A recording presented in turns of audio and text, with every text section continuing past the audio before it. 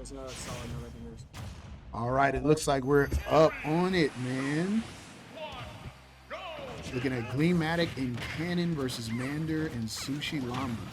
Double puff, man. So I heard you heard a little bit about the sushi puff. Oh gosh, the play. Yeah, this double buff has been like tearing up the bracket. They got a pretty big upset against Kandiran and Barnabas pretty early, yeah. Yeah, okay. I mean, I could see why. Just looking at the way they're handling, it looks like they're doing a similar game plan to ours, like a separate, divide and conquer type of situation. Which nice rest on Canyon. Yeah, it's good too because Puff is one of those characters that's so mobile that Puff can just kind of float around the stage and look out for the other Puff. So if they're really playing 1v1, your Puff really has the advantage there. Something interesting, tiny little detail, not really cohesive to like gameplay, but I think it's really interesting that the ults that they chose, so it'd be really easy to distinguish between each path.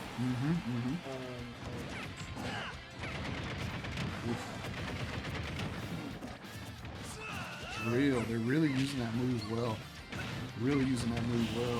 And I mean, I think it's important to note too, like this isn't just cheese, right? Like avoiding the Bowser kills and stuff as Puff is not easy to do, as we see, right? Like not easy to do, and so like there's some really good play happening here from Mander and SushiLlama. I think I've heard of SushiLlama, but I've never heard of Mander until today, and they both seem we know Mander now. We know Mander now. Come on. Right. Like making a name. I hope they're both playing in singles as well. Of course, yes. That's definitely something I'll definitely want into, just to get some no-matchup experience. Right. Because we all know our very own AI is also very good Jigglypuff. Yep. Making a pretty good upset against Cannon every week, but it's very good to always have more variety in the matchups, just so you don't get too stagnant. For sure. Ooh, okay. Good job by Cannon there, avoiding the sing. Okay, here we got a sing. There's probably a rest coming. Is Cannon coming for the save? Yep, he gets the save. Nice awareness there from Cannon, making sure his teammates stay alive. The down B just kind of sliding down, not really much to do if you're in the air as Jigglypuff. Yeah, and I think that's kind of what that's what Cannon and Gleam's team needs is big hitboxes, just big hitboxes that are disrupting, the Puff's gameplay, right? Okay, now we got the 1v1. Now we really see what they're made of, right? Puff having the mobility to really weasel around a lot of Ike's hitboxes, but Ike can kill Puff pretty quickly. Probably about 70%. The Nair up there is probably going to start taking that stock. These panic roll ends. Well, not really panic, but definitely Roland's trying to take center stage as fast as possible, trying to get away from this Puff advantage state.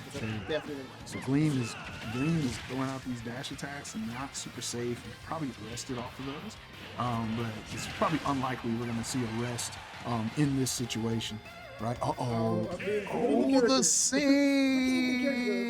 Oh no! Ooh, yeah. That's you hate to see that. We've all done it before. It's like, I'm gonna recover now. Yeah. I'm singing. I'm singing. Ooh. Okay, so we're going back. I'm pretty sure if we watch the stream back, we'll only see one stage on this entire setup, which is Pokemon Stadium 2.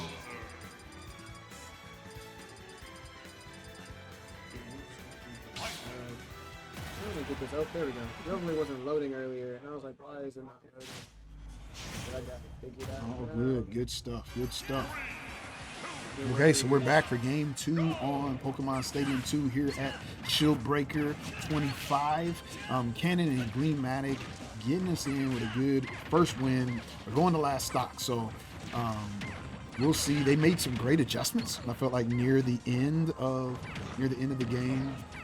So let's see what they've learned. I think it's interesting to see Gleamatic and Cannon play together because usually their playstyles are usually kind of different. It makes you wonder what their game plan is going to be kind of going into these next games. Because like you can see their Gleam trying to run in, trying to help Cannon on the left side of the stage. kind of led to both of the Jigglypuffs being over there, which is definitely not something you want to see as Bowser. Right. So it's interesting to see if they planned anything out or if this is just kind of running it. Yeah. Well, and I kind of think that you want to fight in closer quarters. Like Puff doesn't really want to be super close to the partner. Like Puff wants to kind of float in and out and kind of do her thing. And like when they're all close together, like down B and things like that, all of a sudden become a lot scarier. They're harder for Puff to avoid, right? Because both of those characters have huge hitboxes. And so I think actually playing closer is really beneficial for a Green Cannon.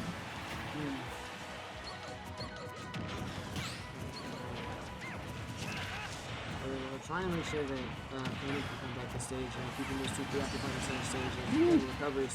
Big down air. Oh no, missing the tech and dying for it. Okay, now look at this positioning right here. Now we've got both of the Puffs on the same side. All of a sudden they start getting hit more, right? Like when they're in the center and they're pushing their opponents out, they seem to be a lot more in control, which is, see that positioning, they go right back to that same position as often as possible. They're trying to get both to the center so they can push out, because Puff is really going to excel at getting those wall of pains, and if their partner is there, though, it becomes a lot harder to do that. But, but Cannon, I think, losing his jump or something there? Yeah, he got hit back down and he wasn't able to mash hard enough to come back up. I know it's possible, but you have to P-mash it very hard to do so. Yeah, it just seemed like his up B came kind of late. I wonder if he thought he had a jump and he didn't. I believe he got hit out of his up B, and then he's like, oh no, I got hit. Oh, yeah. One of those situations. Okay, good play. Oh, See nice. what, I'm not sure whose tags are whose, but Mokos hanging out there on the outside and like waiting for Sushi to just kind of give him that SushiLlama. Yeah. Waiting for Sushi to kind of run in and do his thing. Oh, Nice. went too hard. Mander definitely could have allowed his opponent to get that combo and trusted him a little more, and they would have had a whole other stock now if they had. This is Trying to go out there for the edge guards there, and missing all of them. But it doesn't matter because he picked it up. Picked up the slack. Is this best of 5 now that we're in? these are winners finals, so yeah. I'm assuming these are best of 5. Oh wait, no, So I think it says best of 3 up there, so we probably got to change that. yeah. Set up. I don't even think they can see that from on the overlay. Yep. I don't think they can. But No, just hey, what are these? We still gotta make sure we're consistent. yeah. So 2-0 Gleamatic Cannon. Right now it's looking pretty solid. What adjustments do you think that Mander SushiLlama need to make? I would think that they just need to make sure that they can keep them both separated. I understand it's what they've been trying to do. That's kind of their main thing. But I think just kind of making sure that they put a lot more pressure on Gleamatic. Yeah, I don't know about going to the same stage again. Those drills putting Oh my gosh, that was like 4 in a row. Yeah. Here's the thing though, man. You're dealing with 2 characters. They're you can drill them 8 times. They're not gonna die. They could hit you 4 and you are. Right? So it's like it's good to get that damage, but it's better to get that gimp, right? Speaking of Gimp, I haven't seen many Gimps from Jigglypuff, which is what you would usually expect, especially against a character like Ike. Right. These side Bs from Gleam off stage have been really beneficial, just allowing him to shoot back over so he doesn't get Gimped as quickly by these Jigglypuffs, who really don't have any way they can test that side B other than punishing it, which can be difficult, especially if there's a big old Bowser waiting. Right. Okay, we got Cannon at the edge, and he gets reversal, but he's alright. Okay. Making it back, and there's that side B coming in heavy again. Yep. Gleam and Cannon taking control of center stage, just keeping them pushed off, trying to cover with that forward air in there. Yeah, and this is what makes doubles really hard, right? It's you have to shift your focus. Like the team that's better at shifting focus and knowing where to look when is probably going to win. Trying to get that same, trying to punish that down B or that down air, but it's not working. Like the idea though, it's definitely smart.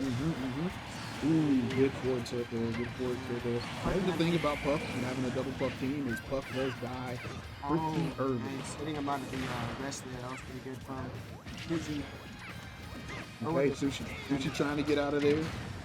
Yeah, landing on stage. Oh, but he forward airs his teammate. Actually gets the team kill. I thought that was Gleam for some reason. Oh, the drill off flag. All right, Back. the drill. Okay. Man, and just resets that situation. But Gleamatic with the roll on Sushi. I'm not going to make the point.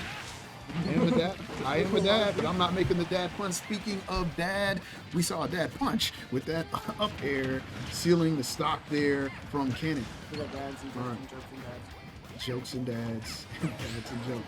Okay, ooh, using the side B there. Sushi using the side B to stop Cannon. Oh my gosh. Yeah, he very lost. interesting plays over there. I think we saw like 3 in a row from alternating characters, just switching back and forth into the advantage and disadvantage, but eventually Cannon did close it out. Man, and Sushi lost another stock to just not taking care of the resources, not mining those jumps. It definitely didn't have to happen. And that's happened all 3 of these games so far. I think without that, I think they actually would have taken a lot of these last couple games. Right. It's really important. It's definitely interesting to see because it makes you wonder, like, because I don't know who these 2 play, so it just makes you think, do these 2 like do they play Jigglypuff usually, Right, or or they was it for play the the team? doubles? Right, was it for just for the team? So I've seen a couple like, oh yeah, I don't play Jigglypuff, but I made that mistake kind of Yeah, mistake. I right, think that right. could be the end game 1. Yeah. But like, no, Ooh, and it's Sushi again, trying to get their way back in. no up air there from Gleam. I thought he was gonna throw it out, try and get that hit up there, but he did not. He went for a forward air and missed. Yeah, and I mean, it's 3 stocks to 1. So right there, they don't really have to do too much. They can just kind of chill, and eventually Puff will just die. Just keep playing, and eventually Puff should just die. Especially at 85% now. Up tilt front, they're probably gonna kill up air, and the up air seals it down. That is a solid 3-0. Gleamatic and Cannon over Mander and SushiLlama. That means they are sitting, waiting in grand finals, waiting for it to go down.